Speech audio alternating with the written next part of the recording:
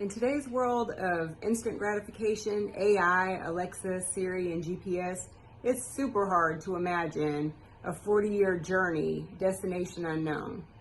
I'm Melena Rose Brown, and you are watching Desperate Heart, Beautiful Feet. Stay tuned.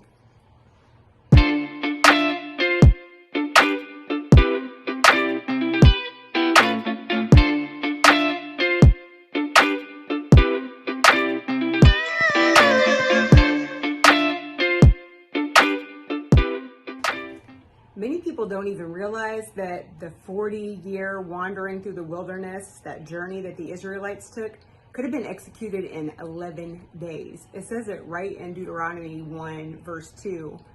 It was their own stubbornness and disobedience that caused it to be such a long journey. And we're still very much like this to this day.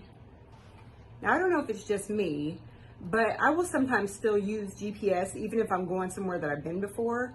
So I'll already have my route in mind, but I'll still put GPS on just to make sure I remember how to get there or see if there's any detours or roadblocks that I'm unaware of. But it starts right from the point that I'm leaving my driveway. And of course, I know that area, so I'll ignore the first few directions that it gives me, right? When I get to that main road, if I already have determined that I'm going to turn left and the GPS says to go right, I go my own route, I turn left. So as I ignore the GPS's fourth time telling me to do a U-turn, she'll finally reroute so that they can give me directions from where I'm at to where I'm going. It's very much like this in our relationship with God too.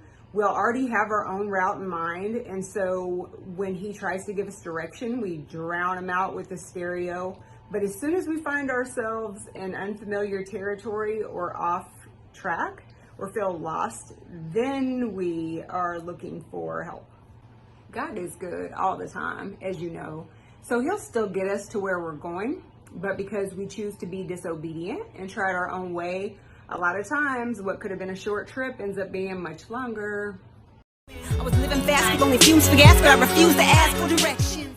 Sometimes I know exactly where I'm going and I'm not even using GPS, but instead of just focusing on the road, I'll make a phone call. And because I'm now distracted, I miss my exit.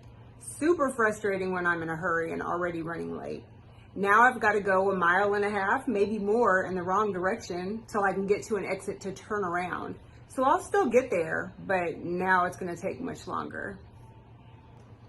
Isaiah 30:21 says, "And whenever you turn to the right or to the left, your ears will hear this command behind you.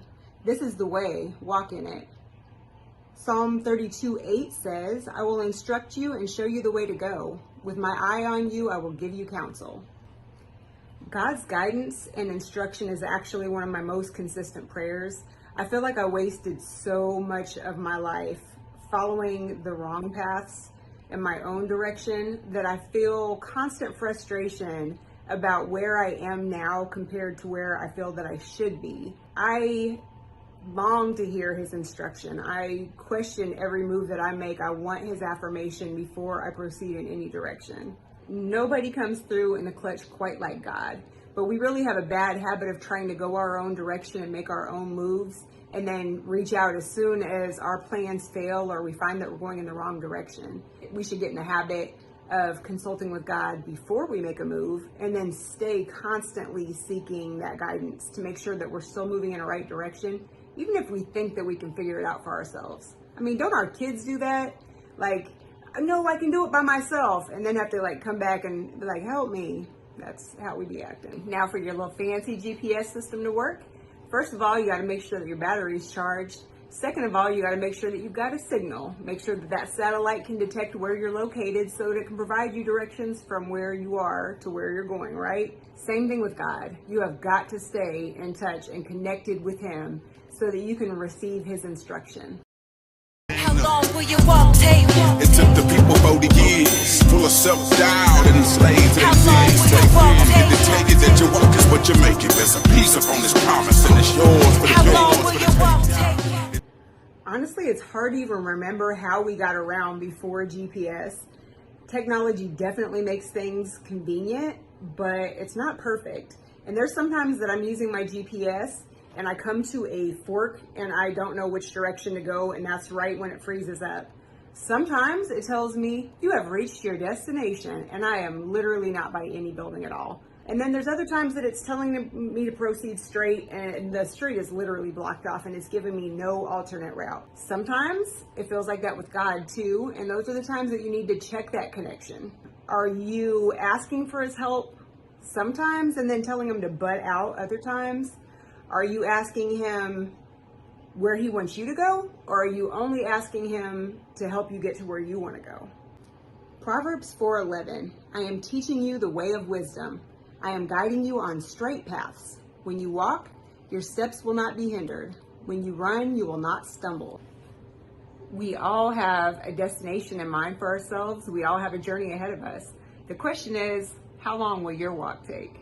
I am Melena Rose Brown, and I hope you join me next week for another episode of Desperate Heart, Beautiful Feet. Stay blessed.